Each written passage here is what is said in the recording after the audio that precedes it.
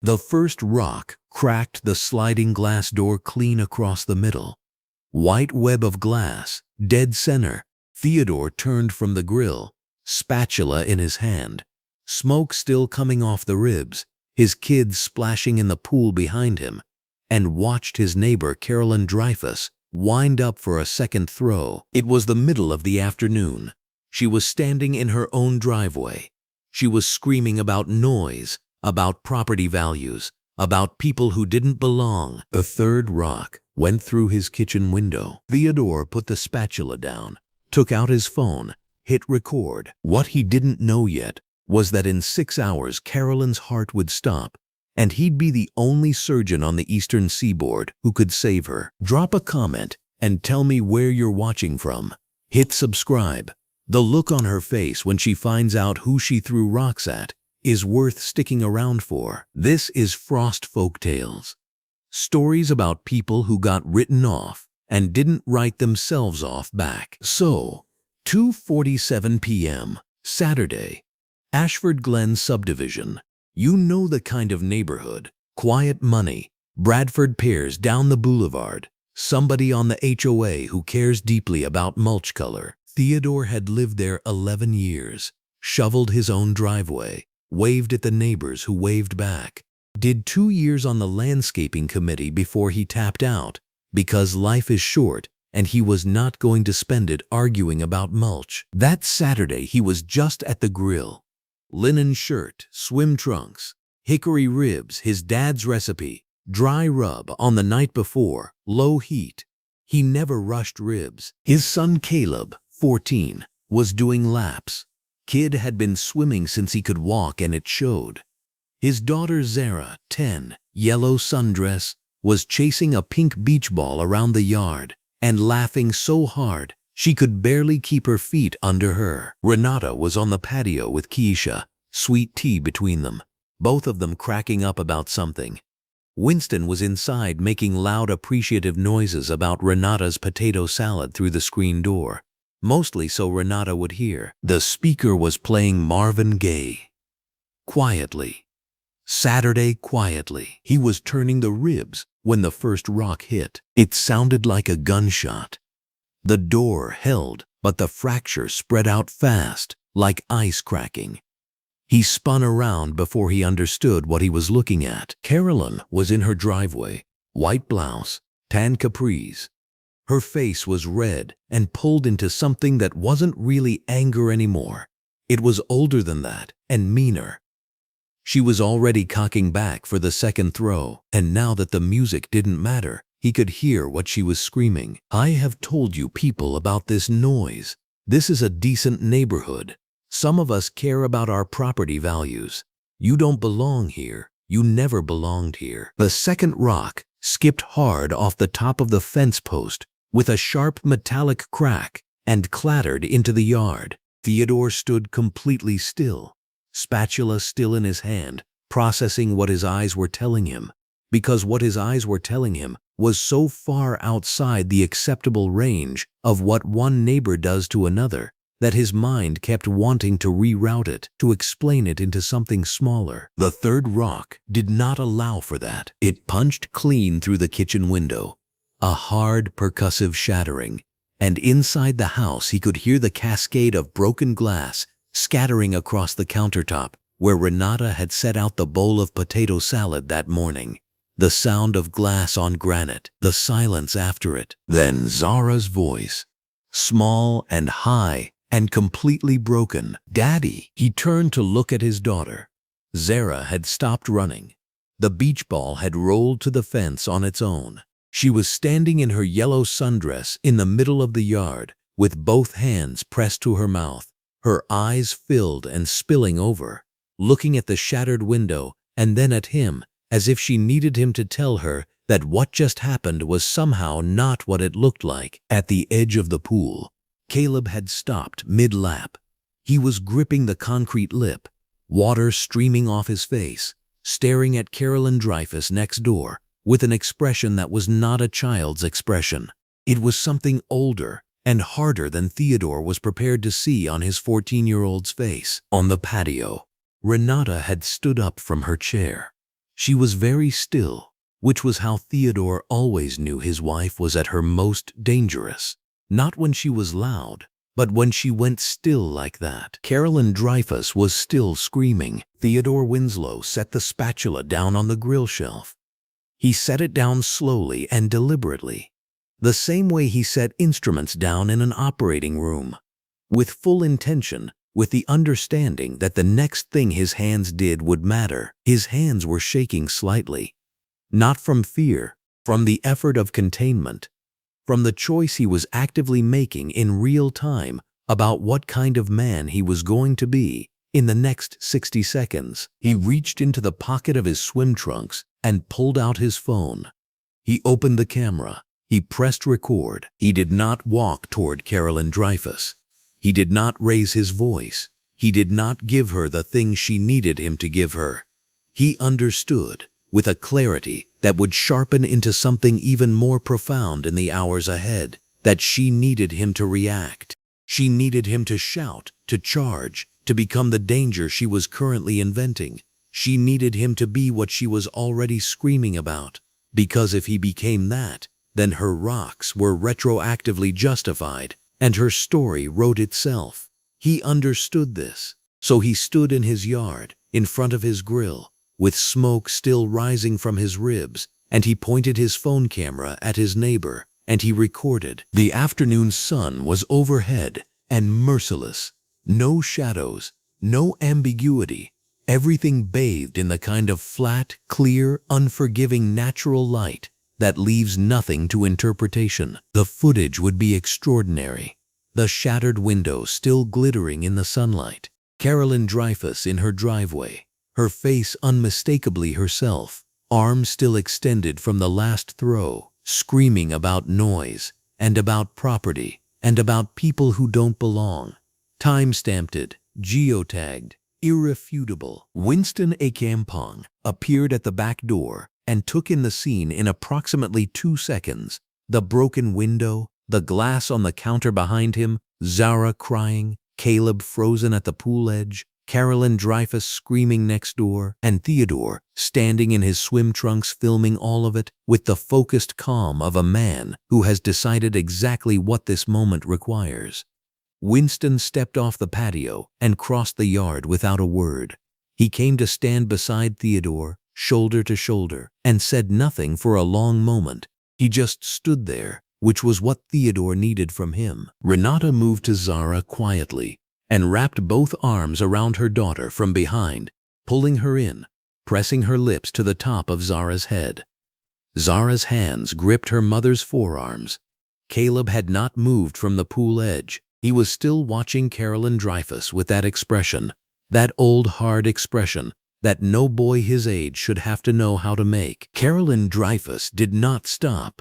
Her voice had taken on the quality of something that had been building for a long time, something that had been looking for exactly this moment to release itself. She was pointing now, pointing at the yard, at the gathered people, at everything on the other side of her property line that she had apparently decided was an affront.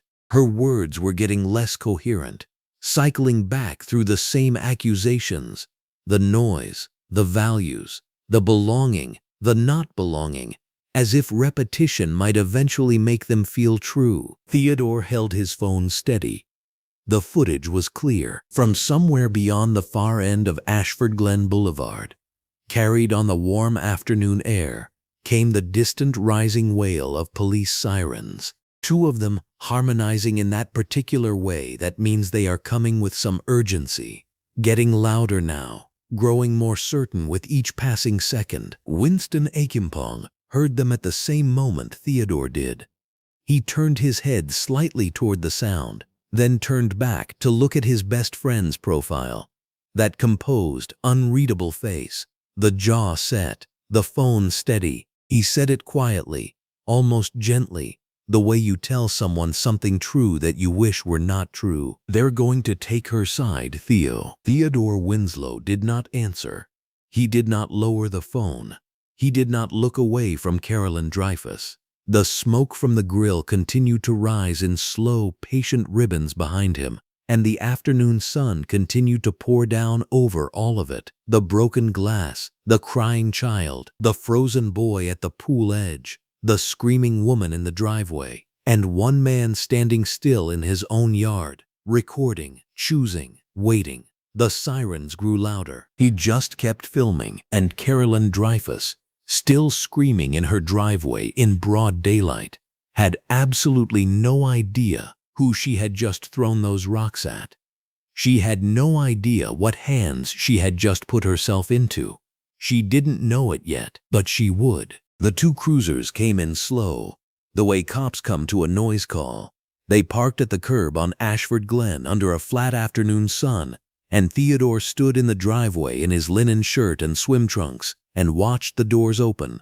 He already knew how this was going to go. Cunningham got out first. Thick arms, long-sleeve navy uniform, silver bars on the collar, mirrored aviators.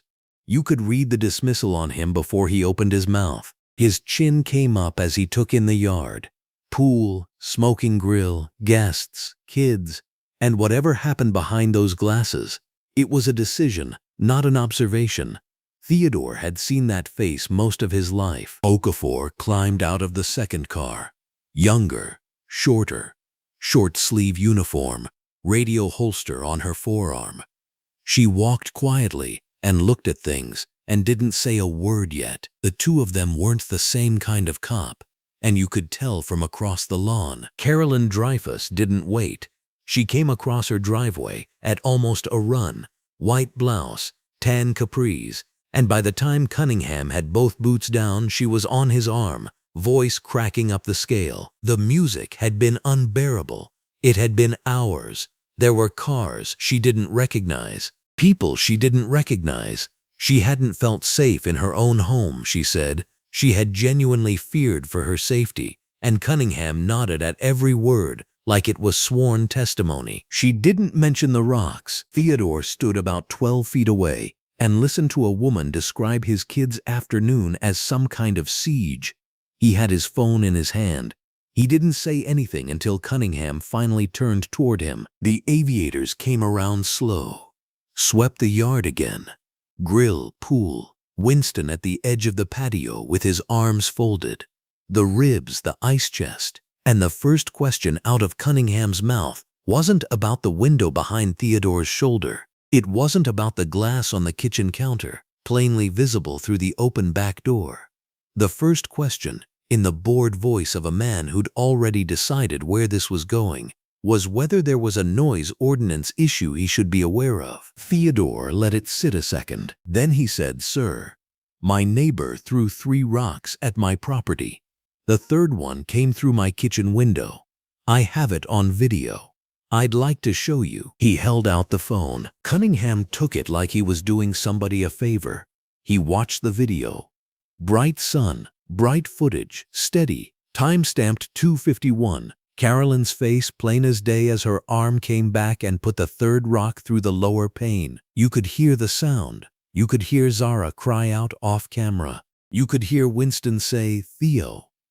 It wasn't ambiguous. It was a woman committing criminal property damage on a recording that would hold up in any courtroom in the country. Cunningham watched it, handed the phone back, and told Theodore, in the same flat voice, that the footage was inconclusive, that it could represent some kind of misunderstanding. Inconclusive. Theodore looked at him. He didn't raise his voice. "That is her face. That is my window. That is her arm." "Footage can be misleading," Cunningham said. "I've seen it." Winston made a sound on the patio and swallowed it. Then Cunningham pulled out his own phone, walked to the middle of the yard, held it up, and ran a decibel app on a backyard where the music had been off for 20 minutes. He read the number out loud, noted it was within city ordinance, wrote it down in his pad like it was the relevant piece of evidence in a case where a woman had just put a rock through somebody's kitchen. Okafor had moved toward the back of the house. She was at the doorframe now, not touching anything, looking at the broken pane, then the glass on the counter, then the rock against the base of the cabinet where it had come to rest. Her jaw was tight. She didn't say anything to Cunningham, But she looked back toward the yard once, and she didn't like what she was looking at. Renata came forward. She had been standing on the patio with Keisha Akampong, and now she walked across the yard in her coral wrap top and white linen pants with the kind of controlled forward energy that Theodore Winslow recognized immediately as his wife deciding that enough was enough. She came to stand beside him and she looked at Lieutenant Dale Cunningham and she opened her mouth and began to say, "My name is Dr. Renata Winslow and my husband is..." Theodore Winslow put his hand on her arm, not hard, not urgent, just there. Just a gentle, warm press that said, quietly without words, "Not like this." Renata Winslow stopped. She looked at him. Something moved through her eyes. Frustration, recognition, and then a deep, resigned respect. And she closed her mouth and stepped back one step and let him stand there as exactly what he was, a man in swim trunks who deserved to be treated fairly, not because of any credential or title, but because he was a man who had been wronged in plain sight, and the law existed to account for that. Theodore Winslow did not want his degrees to be the thing that saved him in this moment. He did not want to be treated like a human being because he had a medical license. He wanted to be treated like a human being because he was one. That was the line.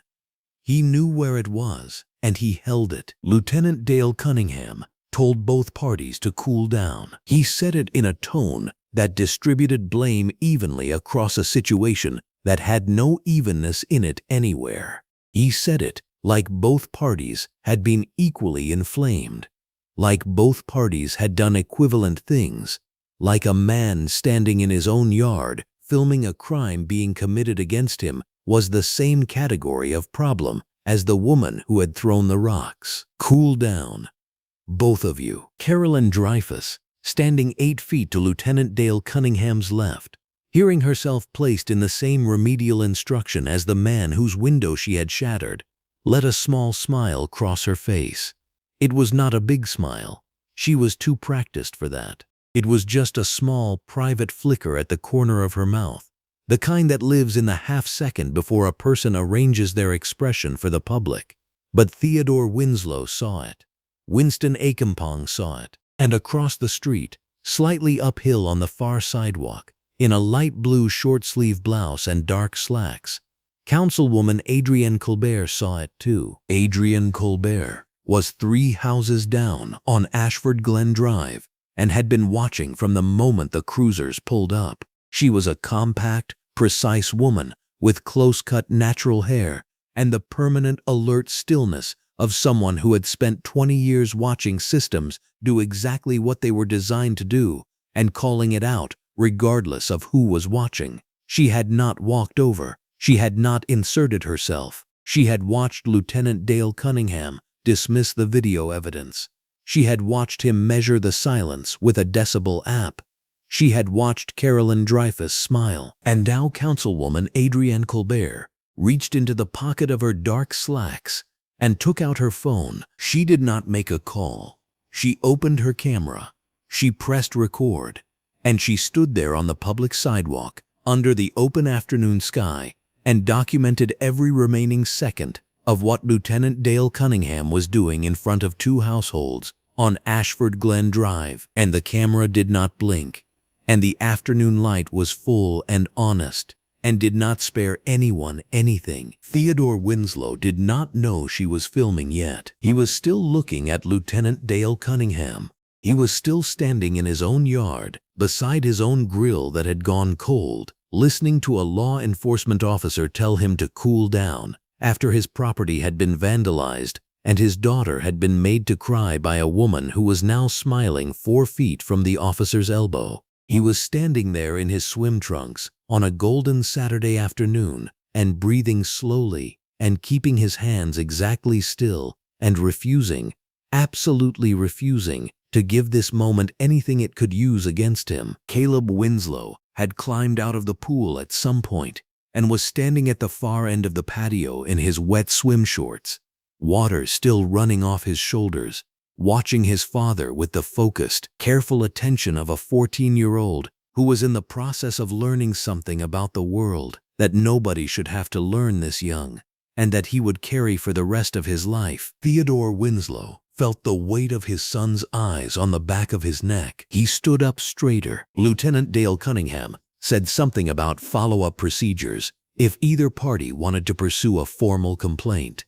He said it like it was a suggestion, like it was optional and mildly inconvenient and possibly more trouble than it was worth. He said it in the voice of a man who expected Theodore Winslow to accept the afternoon as a loss and go back inside and turn his grill back on and decide that the system had spoken. Theodore Winslow said, clearly and without heat, "I want the complaint form, and I'll need your badge number, Lieutenant." Something shifted in Cunningham's face. Not much, but something. He read out the badge number in a flat voice. Theodore Winslow typed it directly into his phone, opened his notes application, and saved it with the timestamp. Officer Vanessa Okafor was still standing at the back door. She was looking at the rock on the kitchen floor. Her face, in the bright afternoon light flooding through the window above the sink, was the face of a woman sitting with something that was going to follow her home. Across the street, Councilwoman Adrienne Colbert's phone stayed steady, red light on, recording everything under the wide and indifferent and perfectly illuminated Saturday sky. The afternoon sun had not moved. It still blazed overhead with the same indifferent brilliance it had brought to the barbecue 2 hours ago, flooding the Winslow yard in clean, unforgiving light. That was the cruelest part, Theodore Winslow would think later. The sky did not have the decency to cloud over. The world looked exactly the same as it had when this was still a good day. Lieutenant Dale Cunningham was still standing in the middle of the yard, thick arms crossed over his long-sleeved dark uniform, silver lieutenant bars catching the sun, mirrored sunglasses showing Theodore Winslow a distorted version of himself, small, contained, waiting. The lieutenant had the posture of a man who had already decided how this afternoon was going to go, and was simply waiting for everyone else to catch up to his conclusion. He had dismissed the video. He had measured the music. He had done everything except look at the shattered kitchen window with any professional seriousness whatsoever, and he was now engaged in what appeared to be a casual, almost collegial conversation with Carolyn Dreyfus at the edge of the yard, his voice low and accommodating in a way it had never once been with Theodore Winslow. Officer Vanessa Okafor stood several feet away, closer to the fence line, and she was not looking at Lieutenant Dale Cunningham. She was looking at the broken kitchen window. A large triangle of glass still clung to the upper frame like a tooth, and below it, on the countertop visible through the gap, was the bowl of potato salad Renata Winslow had set out before this all began. Vanessa Okafor's jaw was tight. She had the look of someone doing arithmetic in their head and arriving at a number they did not want to say aloud. Theodore Winslow stood near the grill. The ribs were still on it. He had not turned them. He held his phone at his side. The video saved, time-stamped, clear as a confession. Winston Akimpong stood 2 steps to his left, close enough for solidarity, far enough to give Theodore Winslow the space to be the man he was choosing to be. Neither of them was speaking. They were watching Carolyn Dreyfus. She was winding herself back up. Theodore Winslow recognized the mechanics of it before it happened. He had been a physician for 19 years. He knew what a body looked like when it was building toward something. The shallow quickening of breath, the color rising in the neck, the hands that couldn't stay still. Carolyn Dreyfus's hands were moving now, gesturing as she spoke to Lieutenant Dale Cunningham. And then she turned, and her eyes found Theodore Winslow across the yard, and something in her expression shifted into something uglier and more specific. She walked across the yard. She crossed the invisible line between her property and his, without slowing, without hesitation, without any acknowledgement that she was stepping onto land that did not belong to her, and that in itself was a statement. Theodore Winslow understood, as clear as anything she could have said out loud. She stopped, 18 inches from him, and then she shoved him, both hands, open-palmed, straight into his chest, hard enough that Theodore Winslow took one step backward on the grass, hard enough that the force of it registered in his shoulders and his jaw, and somewhere behind his eyes. She was screaming before the motion was complete, that he had ruined her afternoon, that his music and his people and his whole presence here were a problem, that people like him always caused problems, that this neighborhood had standards, that she was not going to apologize for saying what everyone on this street was thinking. People like him. Theodore Winslow did not raise his hands. He did not raise his voice. He stood in the afternoon sun in his white linen short-sleeve shirt and navy swim trunks, on the grass of the yard he had paid for with his own money, in front of the house he had built into a home over 11 years, and he absorbed what had just happened with a stillness so complete it looked almost like calm. It was not calm. Anyone who looked closely enough would have seen what it actually was, a man exercising a level of control that most people would never be called upon in their entire lives to exercise. But from the outside, from a distance, it looked like calm, and that was what he needed it to look like. What happened in the next 4 seconds happened simultaneously, the way things do when the world cracks. Caleb Winslow came up the pool steps fast, water streaming from his swim shorts and bare chest, 14 years old and every inch of him surging forward with a purpose that needed no translation. He had seen it. He had seen a woman put her hands on his father, and he was moving before the thought had finished forming. Winston Akimpong was already turning, and he caught Caleb Winslow by the shoulder at the top of the pool steps, one firm hand, and said something low and close to Caleb Winslow's ear that stopped him there, both of them frozen at the pool edge. Caleb Winslow's face a war between obedience and something raw and righteous that had no outlet. Zara Winslow, who had been sitting on the patio steps in her yellow sundress, with her knees pulled up to her chest after the first crying spell, was crying again. Not loudly. That was somehow worse. The quiet, helpless tears of a 10-year-old who did not fully understand everything happening in front of her, but understood enough. She understood that someone had hurt her father. She understood that the men in uniforms were not doing anything about it. Renata Winslow moved forward. Her coral wrap top and white linen pants were still immaculate. She was that kind of woman, the kind who remained composed in her presentation even when everything around her was disintegrating, and her voice, when she spoke, was not raised. It was something better than raised. It was precise. "You just assaulted my husband," Renata Winslow said, in front of 2 police officers. The words landed in the yard like something dropped from a height. Carolyn Dreyfus turned. Lieutenant Dale Cunningham moved. And what Lieutenant Dale Cunningham did next was the thing that Theodore Winslow would carry with him. Not the shove, not the rocks through his kitchen window, not the dismissal of his video evidence, but this specific thing. Lieutenant Dale Cunningham stepped between them, and he looked at Theodore Winslow, and he said, "Sir, I need you to back up and give her some space." He told Theodore Winslow to back up. Officer Vanessa Okafor's jaw tightened so visibly that it was the only movement in the frozen tableau. She looked at Lieutenant Dale Cunningham the way you look at something you cannot believe you are watching, and then she looked away, because there was nowhere safe to look. Theodore Winslow looked at Lieutenant Dale Cunningham. He looked at him for a long moment, long enough that Cunningham shifted slightly inside his long-sleeve uniform, long enough that the silence became a kind of answer. Theodore Winslow was not backing up. He was not moving in any direction. He was standing in his yard, on his grass, and he was looking at the lieutenant with an expression that was not anger and was not defeat, and was something those two things had never managed to become, which was clarity. He nodded once. A single, deliberate nod. "I'd like to file a formal complaint," Theodore Winslow said. His voice was even. It was the voice he used in operating rooms when he needed his team to understand that everything was under control and the situation was serious, and both of those things could be true at the same time. Against her, for the property damage, and for the physical assault that just occurred in front of you.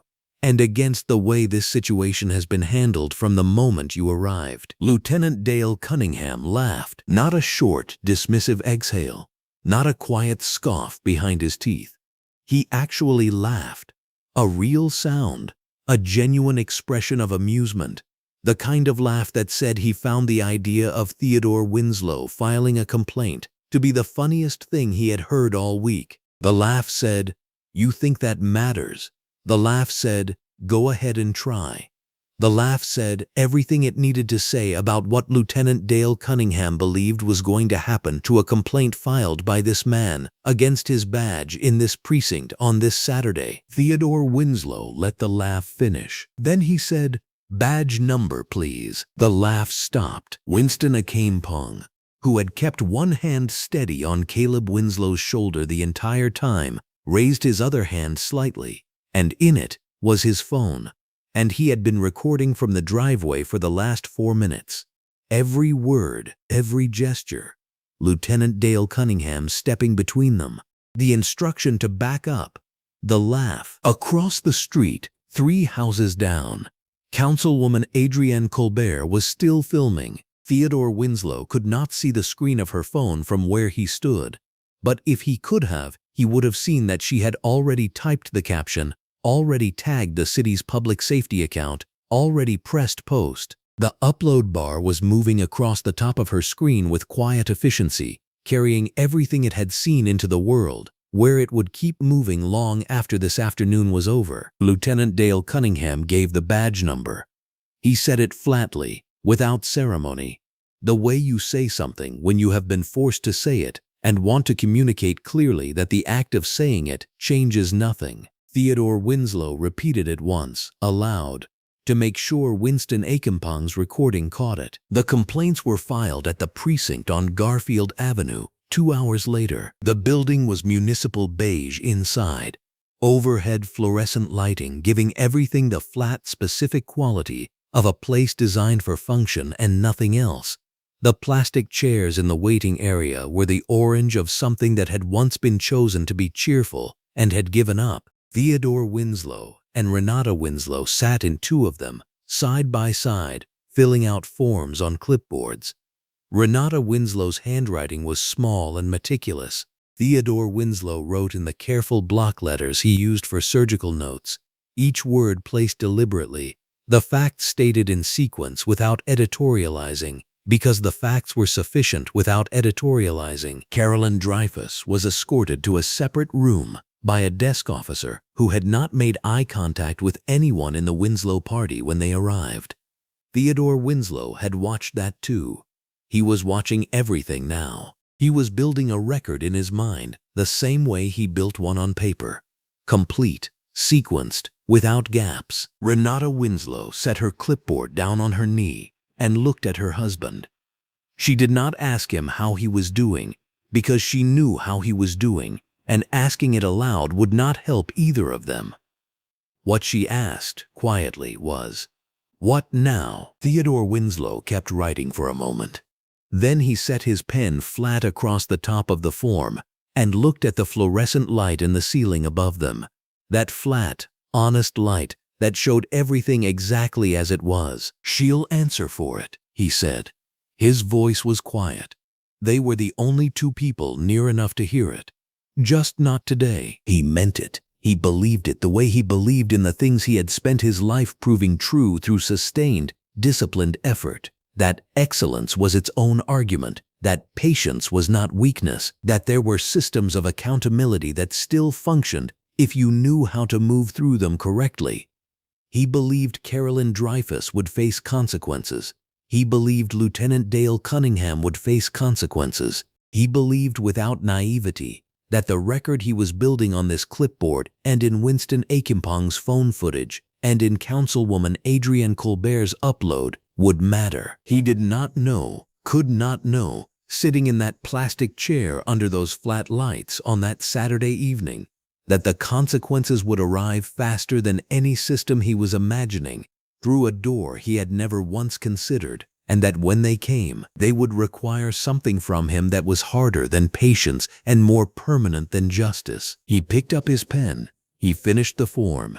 He was a man who finished what he started. He always had been. The sun was still high and golden over Ashford Glen at 6 in the evening, the kind of late summer light that turned every lawn into something postcard-worthy, that made the subdivision look like a place where nothing bad could ever happen. But the Winslow house was lit differently now. The sliding glass door still had a sheet of cardboard taped over the hole where Carolyn Dreyfus's third rock had punched through. The potato salad sat untouched in its bowl on the kitchen counter. The grill was cold. Councilwoman Adrienne Colbert had posted the video at 4:47 p.m. By 5 o'clock, it had 12,000 shares. By 6, it had 40,000. Her caption read, "This is my neighbor, Dr. Theodore Winslow, a cardiothoracic surgeon, a father, shoved in his own yard, and the officer told him to back up. Ashford Glen, is this who we are?" 7 words at the end. Simple, clean, devastating. The kind of sentence that doesn't ask a question so much as hold up a mirror and dare you to look away. Winston Ekampong stood in the Winslow living room in his navy polo shirt and khaki shorts, his phone pressed to his ear, his voice low and careful. A producer from a national news outlet was on the line. Not the third one to call, the 5th. He kept his voice level, kept his answers short, kept saying the same thing. Dr. Winslow is not available for comment at this time. His attorney will issue a statement. He'd been saying it for an hour. His hands hadn't stopped moving the entire time, adjusting his glasses, flattening his polo against his chest, pressing 2 fingers to his temple like he was trying to keep the pressure inside from becoming something visible. Renata Winslow sat at the kitchen table in her coral wrap top and white linen pants, still exactly as she had dressed that morning, as if changing clothes would mean something had shifted that she wasn't ready to acknowledge yet. She had her phone to her ear, and her voice was the opposite of Winston's. Not careful, not low, but precise, sharp as a scalpel. She was talking to Marcus Ellison, their attorney, and she had been talking to him for 45 minutes, without once raising her voice above a controlled, articulate clarity that was in its own way more frightening than shouting. 3 rocks, she said. The first cracked the glass. The third came through the window. My daughter was standing 6 feet away.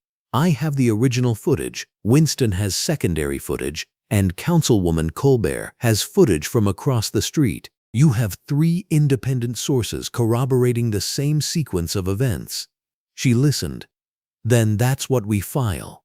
She listened again. Marcus. She put her hands on my husband, in front of 2 officers, and one of them told him to back up.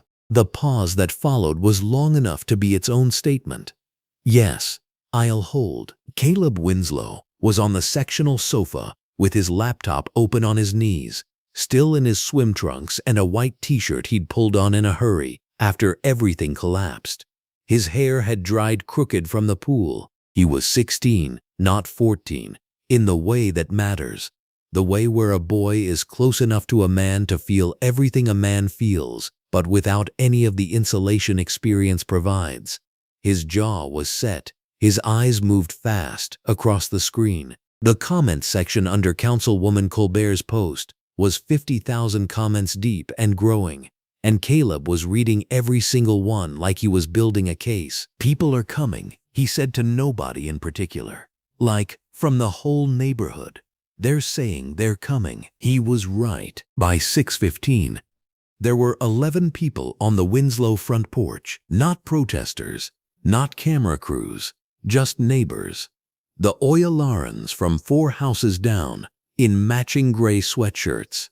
Dr. Patricia Kane from the cul-de-sac, who had waved exactly twice at the Winslows in 3 years, but now stood at the door with her arms crossed and her eyes bright and angry in the way that people get when shame and solidarity arrive at the same time. The Medinas, who had a 10-year-old the same age as Zara and couldn't stop looking at the cardboard over the glass door.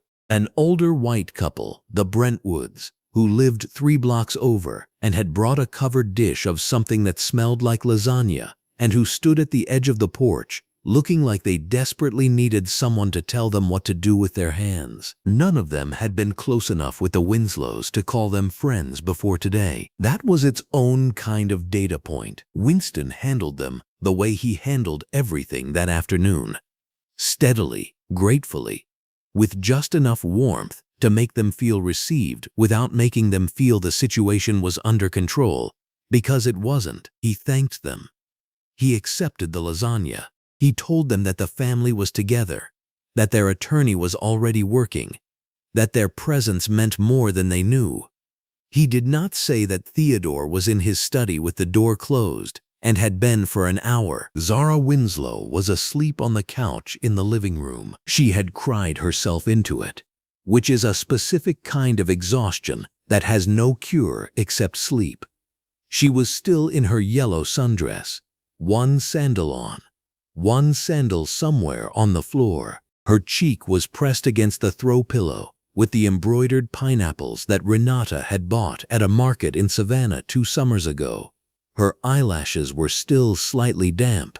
She looked so small and so utterly undone by a day that she had woken up to with no preparation for, and every adult in the room made a small, unconscious effort not to look at her too directly, because looking at her too directly made the whole afternoon land somewhere past the point of anger into something older and more aching. The study door was shut. Theodore Winslow sat in the leather chair behind his desk, in the quiet room lined with his books and his framed medical degrees, and a photo that sat on the shelf in a simple black frame.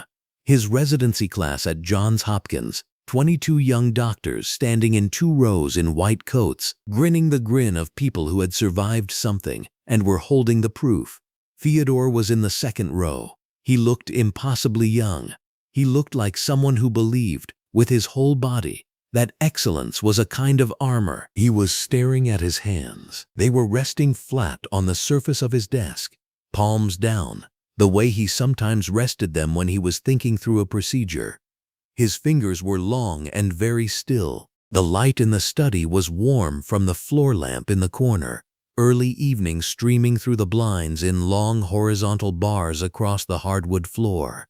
And in that light his hands looked the way they always looked to him in quiet moments, like instruments, like precision tools built for a purpose so specific and so sacred that he sometimes forgot they were also just hands, that they could be touched without permission, that they could be shoved. He had not moved for a long time. The thing about a man who is trained to be still under pressure is that his stillness doesn't tell you what's happening inside him. It is a skill, not an absence. And what was happening inside Theodore Winslow in that quiet study while his wife worked the phone and his best friend managed the press and his son cataloged the comments and his daughter slept in her yellow dress? What was happening was not rage, though rage had been there, clean and justified, and he had set it aside the way he set the spatula down, deliberately, because he knew what rage would cost him that Carolyn Dreyfus would never pay.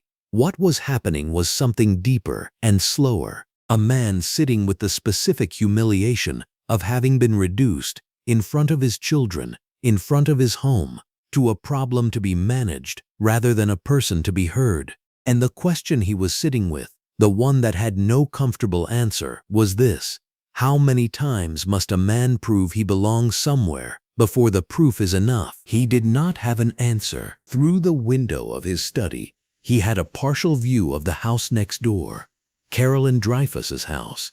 He could see the kitchen window from here, their kitchen, the Dreyfuses, lit yellow in the early evening. Harold Dreyfus was in there. Theodore could see him moving back and forth across the width of the window, not doing anything, just moving, the way people move when they're too agitated to stop and too frightened to act. Pacing, his button-down shirt was half untucked. He kept running one hand through what was left of his gray hair. At 6:40, a car pulled into the Dreyfus driveway. A woman got out, mid-50s, a bulky tote bag on her arm and a casserole dish in her hands. Her face tight with concern. She had Carolyn Dreyfus's jaw, the same set to the chin. A sister, almost certainly. She went to the front door without looking at the Winslow house, which was telling in its own way. The door opened. Harold Dreyfus's face appeared, and even from this distance and this angle, Theodore could read the expression, the relief at not being alone colliding with something heavier underneath.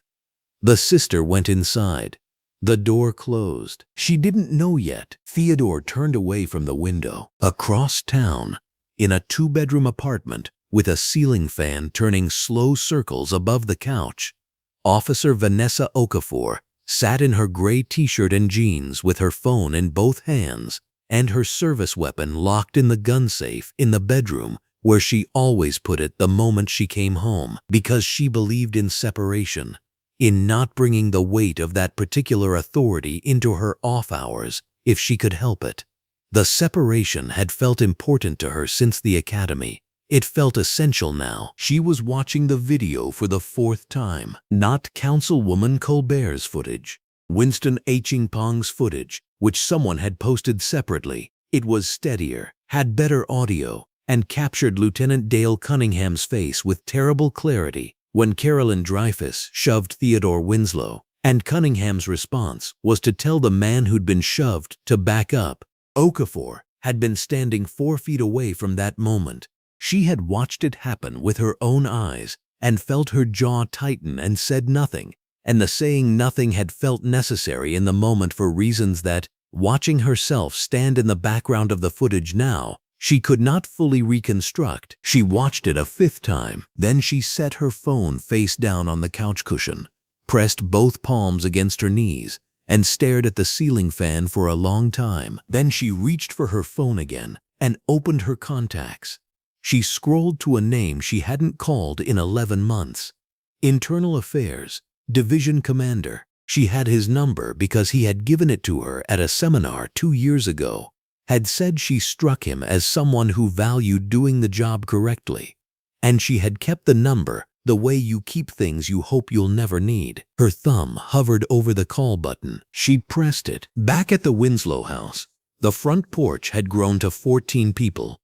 Winston Pong had finally gotten off the phone and was standing with his arm around Keisha, who had come back from picking up their own kids, and was now standing beside Renata Winslow in the kitchen doorway in a yellow blouse and dark jeans, one hand on Renata's back, not saying anything, just present in the specific and irreplaceable way that old friends are present. The lasagna was on the counter next to the untouched potato salad. Nobody had eaten anything. The police department's public affairs office had issued a statement at 6:52 p.m. It was 4 sentences long. It contained the phrases currently reviewing, committed to professional standards, and encourage all parties to allow the process to proceed. It named no one. It addressed nothing. It was, in its complete emptiness, somehow more enraging than silence would have been. And the comment sections understood this immediately. Caleb Winslow read it on his laptop, looked up, and said to the room, "That's it? That's all they said?" Nobody answered him, because there was no answer that would have helped. Theodore Winslow had come out of the study at some point, quietly, without announcement, and was standing in the hallway near the living room entrance, watching Zara sleep. He had changed into a black Henley top and dark gray sweatpants. He leaned one shoulder against the doorframe with his arms crossed loosely over his chest and watched his daughter's small chest rise and fall with the easy rhythm of someone who had cried every drop out and found rest on the other side of it.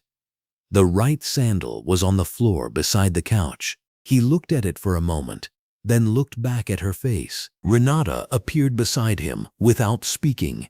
She leaned into his shoulder. He put his arm around her. They stood in the hallway, looking at their sleeping daughter in her yellow sundress, and neither of them said a word, because some moments don't have language, and trying to give them language breaks the thing you're trying to hold. After a while, he said quietly, "She's going to ask me tomorrow if they said sorry." Renata was quiet for a moment. Then, what are you going to tell her? Theodore looked at his daughter's face. The truth, that the world doesn't always apologize on the schedule you need it to. He paused, but that it sometimes comes around. He wasn't sure he believed the last part fully, but he believed in teaching it. At 8:33 p.m., his pager went off. The sound was small and functional and completely indifferent to the weight of the day it was interrupting.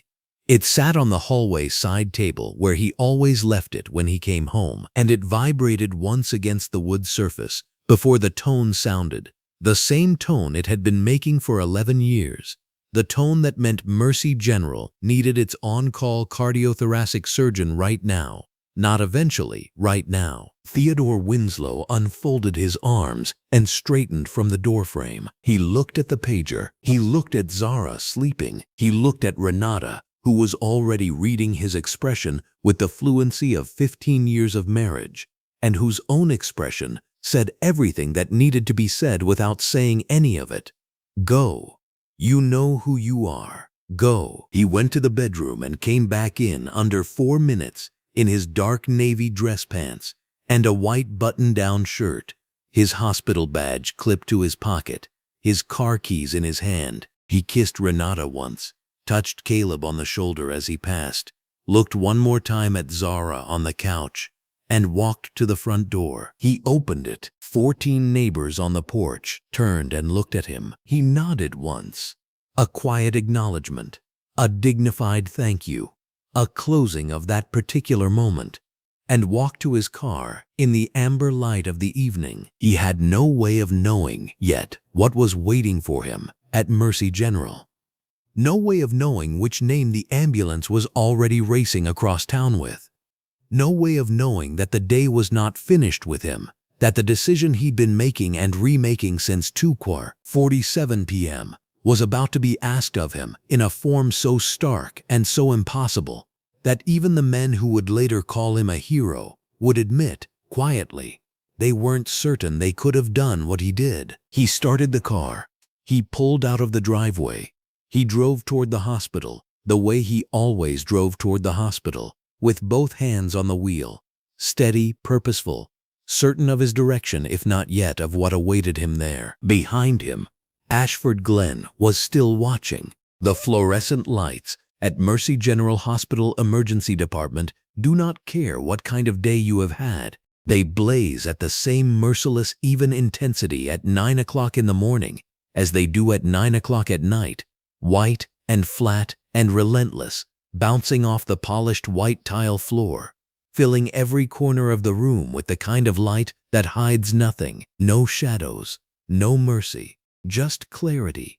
It is 9:22 p.m. on a Saturday night, and the department is moving at that particular rhythm that emergency medicine develops after sundown, controlled urgency, professionals who have learned to move fast without looking like they are moving fast, voices calibrated to carry just far enough and no further. Dr. Theodore Winslow is standing at the central nurses' station in blue scrub top and scrub pants, his white coat hanging from his shoulders, a post-operative chart open on the counter in front of him.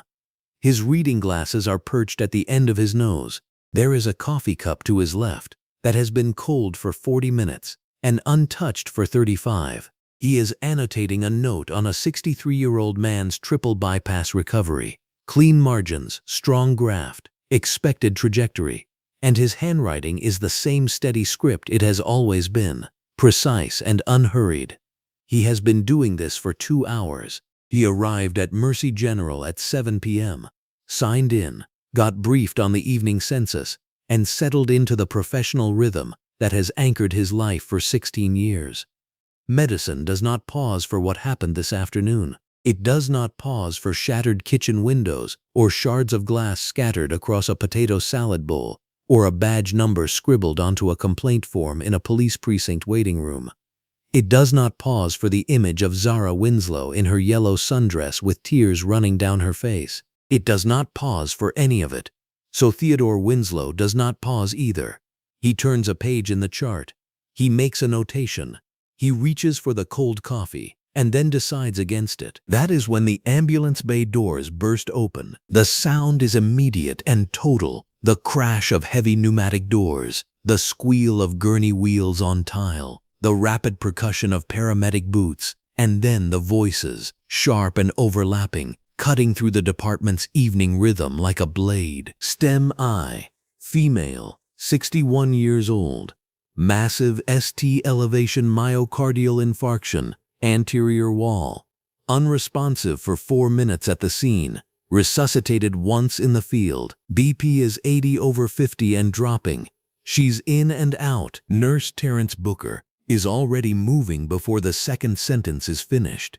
He is a large man, broad-shouldered and deliberate, with 22 years in emergency medicine written into the economy of every step he takes. He moves toward the bay with the rolling, purposeful gait of someone who has heard the worst news a room can hold and learned not to flinch at it. He is calling back over his shoulder, directing 2 nurses to Bay 4, calling for a crash cart to be confirmed ready, asking someone to page the cardiothoracic attending on call. Theodore Winslow looks up from the chart. The gurney comes through the bay under the full blaze of the overhead fluorescent lights, and the paramedics are still talking, still rattling off vitals and interventions, and the nurses are converging on Bay 4 with the practiced choreography of a team that has done this 1,000 times, and the room is full of sound and motion and controlled urgency. And Theodore Winslow is standing completely still. He sees the face on the gurney. The world does not slow down. That is not quite what happens. What happens is that Theodore Winslow's perception separates itself from time for a single suspended moment, the way a man stepping off a curb into open air knows in the fraction of a second before impact exactly what is coming and cannot do anything but know it. He sees the pale skin, the silver-streaked hair plastered against the pillow, the slack jaw, the oxygen mask fogged and clearing and fogged again with shallow, labored breath. He sees the face of Carolyn Dreyfus. Around him, the department moves. Monitors are being connected. Someone is cutting away the sleeve of Carolyn Dreyfus's blouse, a navy short-sleeve top, now split open at the shoulder, to get an IV line started. A nurse is calling out numbers. Terrence Booker is already at the head of the bay, organizing, directing, his eyes doing 2 things at once, managing the room and watching Theodore Winslow stand still at the nurse's station 15 feet away. Nobody says anything. Not to him. Not yet. The other nurses are aware of him. He can feel it. The slight adjustment in the room's attention. The way 2 of them glance in his direction and then away. The quality of silence that has settled over his portion of the department, even as Bay 4 is loud with emergency. They know. It has been all over the phones, all over the news cycle since 6 o'clock. The video, the rocks, the shove, the badge number, the police precinct.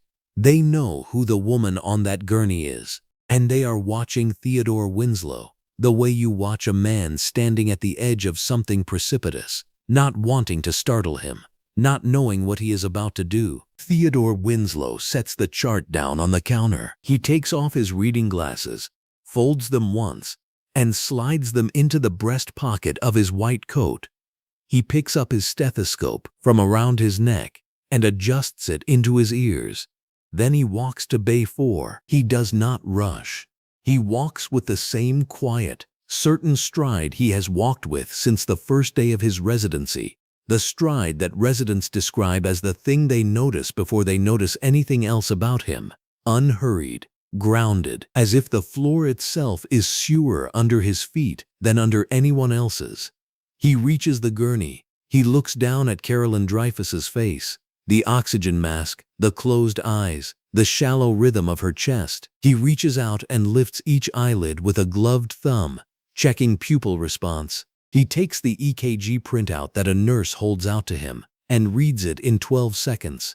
His eyes tracking the spiked, irregular lines with the practiced speed of a man who has read thousands of them. He reaches down and presses 2 fingers to Carolyn Dreyfus's wrist, feeling the pulse, irregular, thready, fighting. His face gives nothing away, nothing. Not anger, not recognition, not satisfaction, and not grief. The professional mask is not a performance. It is not suppression. It is the thing that Theodore Winslow became in 16 years of opening human chests and holding human hearts in his hands. A man who understands that his feelings are his own property, and the patient on the table is a different matter entirely, and the two things must never be allowed to occupy the same space at the same time. He has always known how to do this. He has just never, until this moment, had to do it for someone who put her hands on him in his own yard 6 hours ago. He straightens up. He looks at Terence Booker. Who's on the cardiothoracic roster tonight? Terence Booker holds his gaze for just a beat longer than the question strictly requires. It is not a dramatic pause. It is the pause of a man choosing his words with care, the way you choose your footing on uncertain ground. Dr. Pillai is in Denver. Cardiology conference. Her flight back isn't until Monday morning. Dr. Reyes and Dr. Fassberg are both in surgery right now. Dr. Reyes has been in since 5, major aortic repair, expected to run another 3 hours minimum. Dr. Fassberg got called in at 8 for an emergency valvuloplasty. Terence Booker pauses. You're the cardiothoracic attending on call tonight, Dr. Winslow. The room is quiet around that sentence. Not silent. Monitors beep, IV lines drip. The ventilator at the next bay maintains its mechanical rhythm, but quiet. The kind of quiet that is aware of itself. Theodore Winslow looks back down at the EKG printout in his hand. He looks at the rhythm strip, the wide, malignant peaks of a heart in serious, life-threatening distress, a heart that has already stopped once tonight and wants very badly to stop again. He looks at Carolyn Dreyfus's chest rising and falling under the oxygen mask. Shallow, effortful, borrowed time. He puts the EKG printout on the bay tray. Get me the full cardiac panel. Troponin, BNP, CMP, CBC. I want an echocardiogram in the next 15 minutes. Confirm the cath lab is available and get OR2 on standby. I want it ready if we need to move fast. Start a heparin drip and get me the current rhythm on the monitor. The room responds immediately. Nurses moving, calls going out, equipment being positioned. Terence Booker is already on the phone with the cath lab. The department shifts around Carolyn Dreyfus's bay the way iron filings shift around a magnet. Everything orienting toward the center of the emergency. Everything accelerating. Theodore Winslow stays at the bedside. He adjusts the oxygen mask. He watches the monitor. He reads the rhythm the way a musician reads a score, for what it is saying right now and for what it is threatening to say next. His expression is calm. His hands are steady. They have always been steady. They were steady at the grill this afternoon when the first rock hit the sliding glass door. They were steady when he pulled out his phone and hit record. They were steady when Carolyn Dreyfus shoved him and he stumbled back one step and did not raise them. They are steady now, at her bedside, doing the only thing he was trained his entire life to do. He does not think about this afternoon. He will have time for that. Right now there is only the monitor, the rhythm, the chart, the patient. 22 minutes later, the automatic doors at the main entrance to the emergency department slide open, and Harold Dreyfus comes through them at nearly a run. He is in a rumpled tan jacket over a green button-down shirt and khaki pants. The jacket half pulled on, like he grabbed it from a chair without slowing down. His face is the face of a man who received a phone call 20 minutes ago that rearranged every priority he had in the world. His gray hair is uncombed. His eyes are red-rimmed and wide and moving fast across the emergency department, looking for a nurse, a desk, a person who can tell him where his wife is. A nurse intercepts him at the registration desk. He gives his name. He says his wife's name. The nurse nods and begins to walk him toward Bay 4. Harold Dreyfus, sees the bay curtain drawn halfway across. He sees the monitor above the bay displaying Carolyn Dreyfus's cardiac rhythm. He sees nurses on either side. He sees Terence Booker standing at the foot of the gurney with a chart. And then he sees the man standing at his wife's bedside in a white coat, reading glasses back on now, chart in hand, absolutely steady, absolutely present. Harold Dreyfus stops walking. He stops completely, one foot still slightly in front of the other, body arrested mid-step. And he stares at Theodore Winslow. The color drains from his face in a way that has nothing to do with the emergency and everything to do with recognition. He knows exactly who that man is. He has watched the video. He has seen what his wife did. He was pacing his kitchen 6 hours ago, while a police precinct processed 2 competing complaints and a neighborhood watched everything fall apart. He knows who is standing at his wife's bedside tonight, and why, and what it means. Theodore Winslow looks up from the chart. The 2 men look at each other across 10 feet of white-tiled, fluorescent-lit emergency department. Harold Dreyfus's mouth opens. His jaw works once, silently, the way a man's does when the words he needs are too large and too broken to come out whole. His eyes fill. His hands, hanging at his sides, open and close once, and then Harold Dreyfus says one word. Please. Just that. Just that. Please. Theodore Winslow looks at Harold Dreyfus for a long, still moment. He does not answer yet. He turns back to the monitor.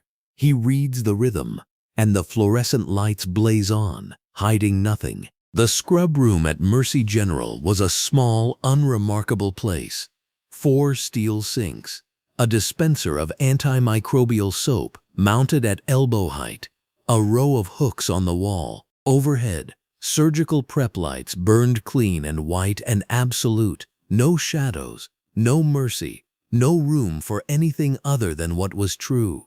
Theodore Winslow had stood in this room hundreds of times. He knew the exact pitch of the water pressure, the way the soap foamed up quickly at the wrists, the particular silence the room held while the rest of the hospital thundered around it. He had always found it peaceful. Tonight, walking through the scrub room door and letting it swing shut behind him, it felt like the inside of a verdict. He stood at the center sink and turned the handle.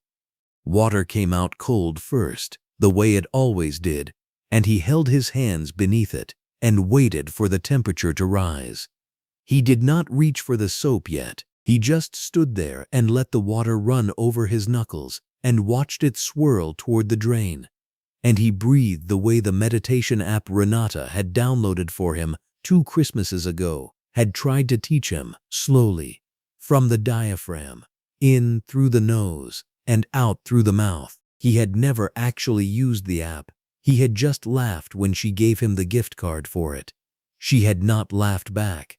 She had looked at him with those steady brown eyes and said, "Theodore, you carry too much without putting anything down." He had kissed her forehead and changed the subject. He thought about that now, about how well she knew him. He thought about Zara first, because Zara was always where his mind went when it was wounded. His daughter in her yellow sundress, the beach ball forgotten on the grass. Her small face collapsed into something no 10-year-old should have to feel in her own backyard on a Saturday afternoon. She had not understood why the woman next door was screaming. She had not understood why the glass broke. She had understood only that something was wrong, deeply wrong, in a way that made the world feel suddenly smaller and less safe. And she had looked across the yard at her father with those eyes that asked him to fix it. He had not been able to fix it. Not that afternoon. He had been able only to hold the phone steady and keep recording and not become the thing Carolyn Dreyfus needed him to become. He thought about Caleb at the pool edge, his 14-year-old son, still dripping, goggle lines red around his eyes, every muscle in his teenage body coiled toward something he could not be allowed to do. Winston Akimpong had caught him by the shoulder. Theodore Winslow had seen it in his peripheral vision and had felt something in his chest split quietly down the middle, Because a father's first job is to make the world safe enough that his son doesn't have to fight in it yet. And on that afternoon, in that yard, he had failed that in a way he couldn't quite name and couldn't quite release. He thought about Lieutenant Dale Cunningham laughing. Not a nervous laugh, not an uncomfortable one. An actual laugh, short and dismissive. The kind of laugh that comes from a man who has never once believed he would be held accountable for anything. Theodore Winslow had stood there with the badge number memorized and his jaw quiet and his hands at his sides, and he had watched that man laugh, and he had felt something inside him go very, very cold. Not in a way that frightened him, in a way that clarified him. The cold was not rage. It was something older and steadier than rage. It was the recognition that the world contained people like Dale Cunningham and always would, and that the only question that mattered was what a man like Theodore Winslow chose to do in their presence. He had set the spatula down. That was the thing he kept returning to. The moment Carolyn Dreyfus wound up for that first throw, his instinct had not been to shout, not to move toward her, not to perform the anger that the situation would have licensed in anyone. He had set the spatula down, deliberately, on the edge of the grill, and he had reached for his phone. It was such a small gesture. It had cost him nothing in the moment, and everything in retrospect, because it had been a choice about what kind of man he was going to be in the next 60 seconds, and all the seconds after that. He had chosen that. He had to keep choosing it. That was the part nobody told you. The choosing didn't happen once. The water had gone warm now. He reached for the soap. He had told Renata, sitting in those hard plastic precinct chairs with the fluorescent overhead lights and the forms in front of them and the distant sound of Carolyn Dreyfus being escorted to a separate room. He had told her quietly, she'll answer for it. Just not today. He had meant it as a promise about justice, about the video, the complaint, the process.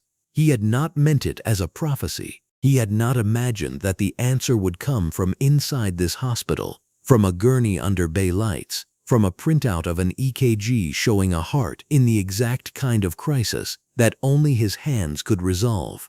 The universe had a particular kind of dramatic sensibility, it turned out. Theodore Winslow was not sure whether to be grateful for it or unsettled by it. He was mostly just standing in a scrub room washing his hands. His father's name was Elroy Winslow. He had been a high school biology teacher for 31 years at Carver High in Mobile, Alabama. He had driven a forest green Ford pickup that made a sound like a diesel argument when it started in the cold, and he had worn the same brown corduroy jacket to parent-teacher conferences for 2 decades. And he had known every student in the building by first name, not because he was required to, but because he believed that every person deserved to be known. He had died of a stroke in his 67th year, 3 months after he retired, as if his body had been waiting on permission to stop. Theodore Winslow had sat beside that hospital bed in a different hospital, a smaller one, and held his father's hand and felt the particular helplessness of a surgeon who cannot operate on someone he loves. Elroy Winslow had said a lot of things over the course of his life that Theodore Winslow had written down in the margins of textbooks and on the inside covers of composition notebooks, and eventually just in his memory, where they lived permanently. But the one that surfaced now, under these lights, over this sink, with a woman dying in Bay 4 and Harold Dreyfus somewhere behind him in a rumpled jacket saying please, the one that surfaced was this: the measure of a man isn't what he does when it's easy. It's what he does when it costs him something. It had cost his father plenty. Theodore knew the stories the way other kids knew fairy tales. Elroy Winslow pulled over for driving his own car home from work, followed through a store by a clerk who lost interest the moment Elroy turned around and asked, politely, if he could help him find something. Elroy at the Mobile County School Board meeting in 1987, at the microphone in that corduroy jacket, calm and prepared, asking for updated science lab equipment while the board members studied their papers and not him. His father never raised his voice. He also never stopped showing up. Theodore was 13 when he worked out that the composure wasn't passivity. It was the most expensive thing Elroy Winslow owned, and he spent it every day knowing what it cost. He understood now what the lesson had been, not how to absorb injustice, how to refuse to be reduced by it, which is a different thing entirely. His phone buzzed in the pocket of his scrubs. Winston Akampong. He could picture him exactly. In the living room, standing because Winston never sat when he was anxious, the news on behind him, apparently national now, calling to check on him, calling to say he didn't have to do this. Winston was the kind of friend who showed up, and Theodore loved him for it, and he let the phone ring out. It wasn't that he didn't want to hear his voice. It was that he already knew what Winston would say, and he already knew his own answer, and the conversation had nowhere to go.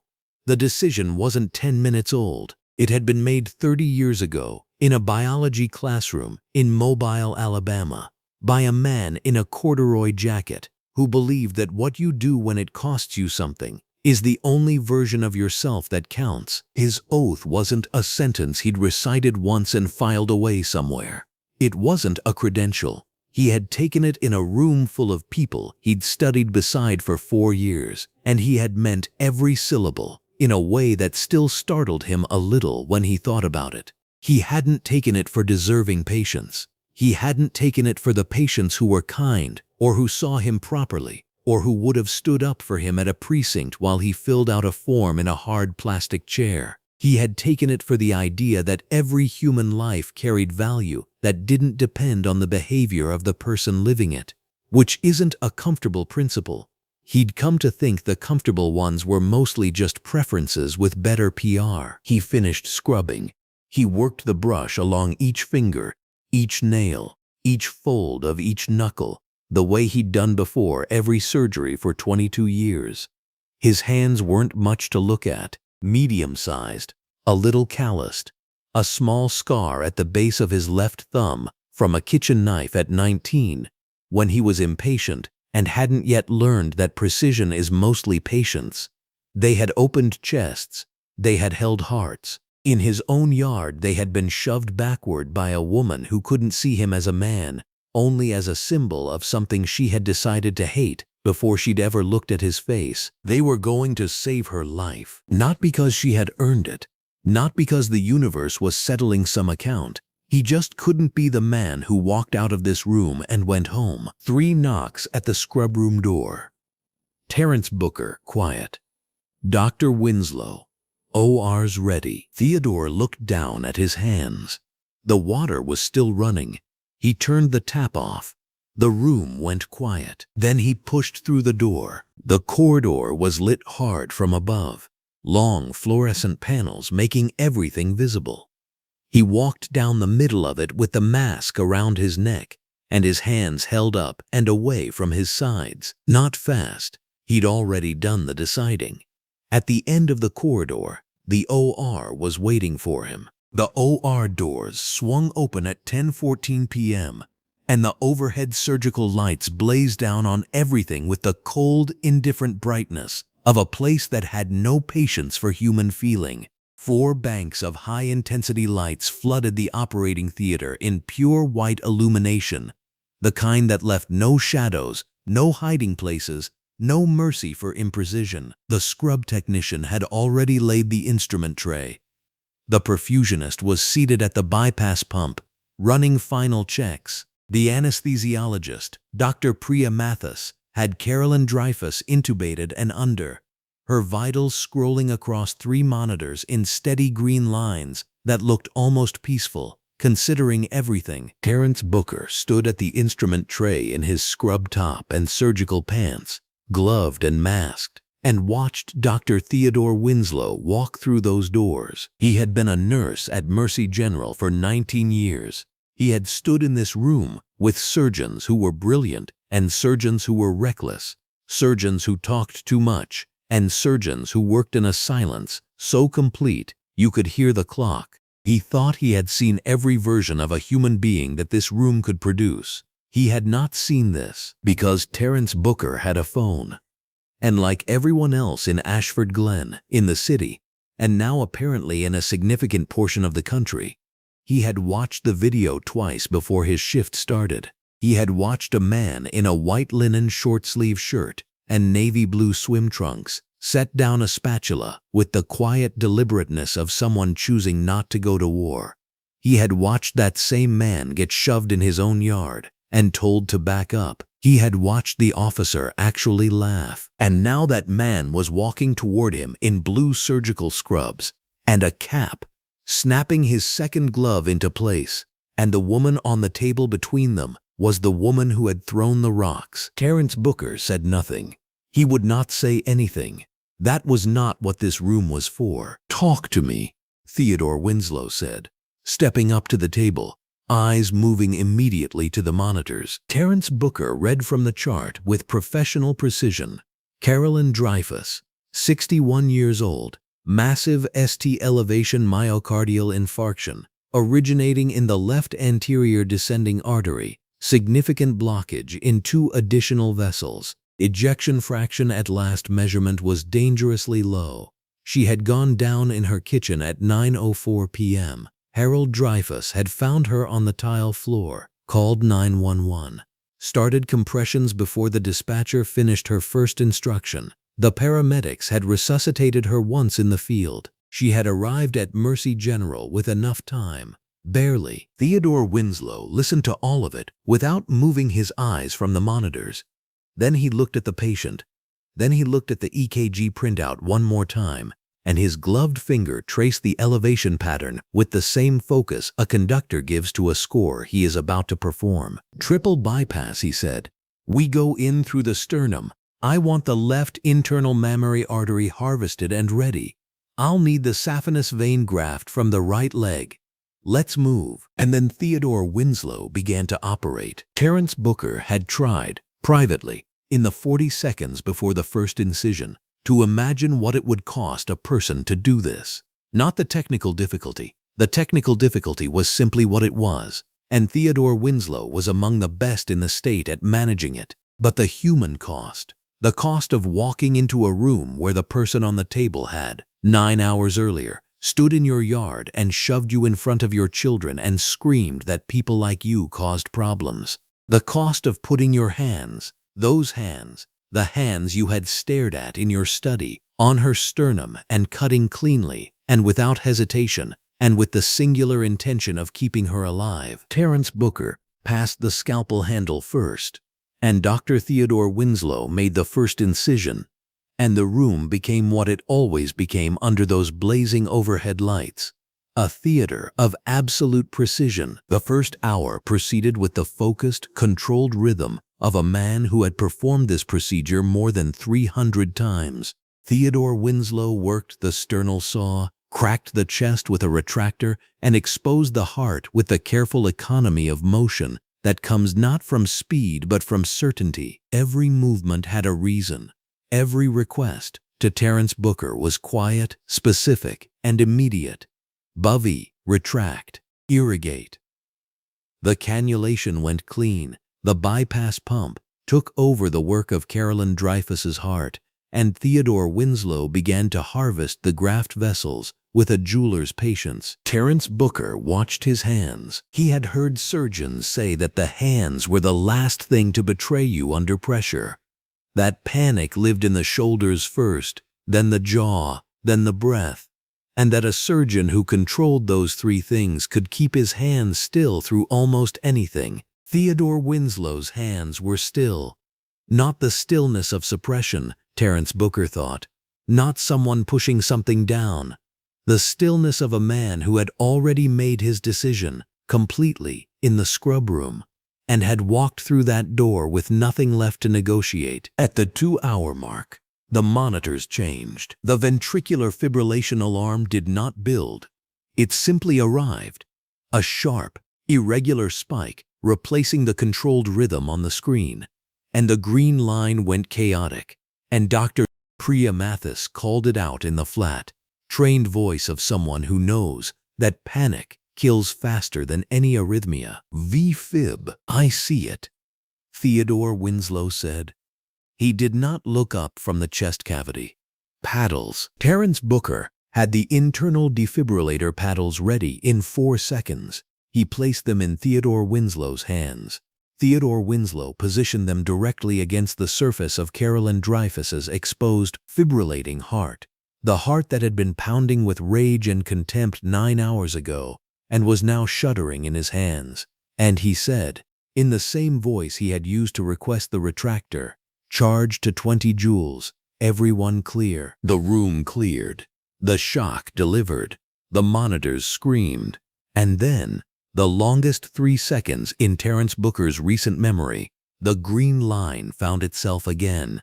Sinus rhythm returned, unsteady at first, then settling, then holding. Theodore Winslow did not exhale dramatically. He did not pause. He handed the paddles back to Terence Booker, looked at the monitors for exactly 4 seconds to confirm the rhythm, and said, "Good. Let's close the anastomosis on the second graft." Terence Booker took the paddles. He thought about the video again.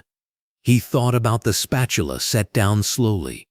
He thought about what it meant that the steadiest hands in this room tonight were the hands that had every reason in the world to shake. He passed the next instrument without saying a word. Across the city, in the living room of the Winslow house, Winston Akimpong was sitting on the edge of the sectional couch in a dark green long-sleeve shirt and dark gray sweatpants, and the television in front of him was showing a national news anchor reading from a teleprompter with a photograph of Theodore Winslow beside her, his hospital headshot, serious and composed, and underneath it, the chyron reading, "Surgeon targeted by neighbor now on call to save her life." Renata Winslow was on the other couch in a navy blue long-sleeve top and dark jogger pants, her phone in her lap, her attorney's last message still open on the screen. She was watching the television with an expression that Winston Akimpong could not fully read. Not fear exactly, not pride exactly, but something in between that had no simple name. Caleb Winslow sat beside her in a gray hoodie and black sweatpants, his long swimmer's legs pulled up under him, watching the screen. He had not spoken in 20 minutes. Zara Winslow was asleep in the back bedroom, finally in her pajamas now, the yellow sundress in the laundry. Winston Akimpong's phone buzzed, a text from an unknown number that turned out to be a journalist. He put the phone face down and watched the screen instead. The anchor said that Lieutenant Dale Cunningham had been placed on administrative review pending a formal internal affairs investigation, and that a fellow officer had provided a sworn statement directly contradicting the lieutenant's incident report. The anchor did not name Officer Vanessa Okafor. She didn't need to. People who had been watching closely enough already knew. Renata Winslow made a small sound, not quite a word, and Winston Akimpong looked at her, and she shook her head slightly and looked back at the screen, and neither of them said anything for a long time. In the surgical waiting room at Mercy General, the overhead fluorescent lights ran the full length of the ceiling and reflected off linoleum floors and pale green walls in a way that flattened everything and made 2 o'clock in the morning look exactly like 8 o'clock at night. Harold Dreyfus had stopped trying to sit 40 minutes ago. He was standing near the window in his rumpled tan jacket and khaki pants, the jacket creased from hours of wear, his face carrying the particular wreckage of a man who has spent 4 hours understanding something about himself he cannot unlearn. He had seen the video. Of course he had seen it. His sister-in-law had called him at 7 in the evening, before Carolyn Dreyfus collapsed, voice tight with something Harold Dreyfus had not wanted to name. He had watched the video and felt something shift in his chest that was not the cardiac event his wife would suffer 2 hours later, but was something adjacent to it, a pressure, a blockage, a failure of something that was supposed to be open. He stared at the door to the OR suite. Councilwoman Adrienne Colbert had arrived at the hospital at 1:30 a.m. in a black long-sleeve top and dark trousers, her natural hair unstyled from what had clearly been a night without sleep. She had learned Theodore Winslow was in surgery and had come, she said, to no one in particular, because that is what neighbors do. She had found Harold Dreyfus standing at the window and had taken a seat in the row of chairs nearest him, not next to him, nearby, close enough to be present, far enough to offer him the privacy of his own accounting. They had not spoken. There was nothing to say that the room was not already saying. The fluorescent lights buzzed their low, constant note. The linoleum reflected everything back without comment. At 2:31 a.m., the OR suite door opened. Theodore Winslow walked out in his surgical scrubs, his cap removed, his mask pulled down around his neck.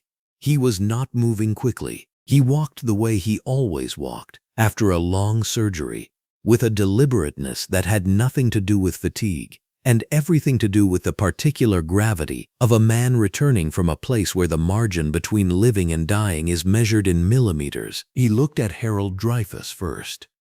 Harold Dreyfus had gone very still the moment the door opened, as if stillness itself were a form of prayer. Theodore Winslow said it simply and completely, with no performance and no pause. "She's stable.